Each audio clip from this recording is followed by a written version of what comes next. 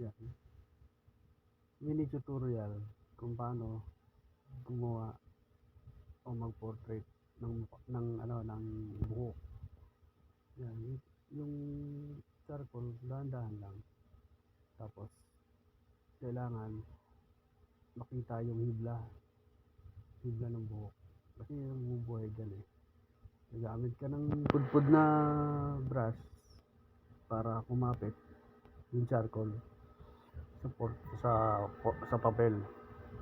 Tapos kakargahan mo ng charcoal powder yung brush mo. Kala mo rough lang yan. Yan, mamaya lalabas yan yung hibla. Dahan-dahan lang sa pagpo-portrait naman. Dahan-dahan lang ang ginagawa. Kakargahan mo ng charcoal powder, yung mga may itim na parte, doon mo muna siya ipapahid. Susundan mo yung hibla ng reference mo. Susundan mo siya. Tapos kakargahan mo uli ng charcoal powder. Yan, yung mga may itim na parte, ipapahid mo ron. Yan. Pero kailangan yung hibla ng buhok hindi mawala. Kailangan makita. Tsaka yung mga highlights ng buhok kailangan makita. Yung natural na pagkapahid. Dahan-dahan lang. Huwag masyadong mamadaliin agad. Ito, actual na oras nito, 15 minutes.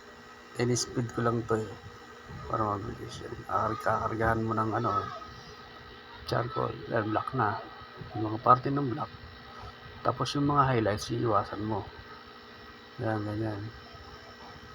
Iwasan mo yung highlights. Tapos, pag wala nang masyadong charcoal powder yung brush, papahid mo ngayon sa damit. Yung mga tupi ng damit, yung mga kulubot ng damit, doon mo ipapahid. Tapos, kakarga uli ng charcoal powder, pahid mo uli sa mga maiitim na parte ng buhok. Iiwasan mo yung highlights ng buhok, tawag doon, yung partition ng buhok. Yung buhok na nakapasok sa ilalim, kailangan makita yun. Ganun. Tapos yan, yung hibla, kailangan makita para maging buhay ng buhay yung buhok. Huwag kang gagamit ng charcoal pencil kasi yung iba kasi nagmamadali para umitim agad yung charcoal pencil, ikukuskus nila ng ikukuskus, nawawala yung hibla yung natural na hibla nawawala. Pag ikinuskus mo kasi nagiging flat lang siya, flat lang yung kalalabasan ng buhok, mawawala yung hibla tsaka yung mga highlights. Yun ang kaibahan ng paggamit ng charcoal pencil sa charcoal brush, sa charcoal powder. Yan. Kung ang charcoal powder ang ginagamit mo, nakikita yung hibla. Maganda sa tingnan, kahit sa personal na drawing mo, actual drawing mo. Huwag kasi charcoal pencil ang ginamit mo.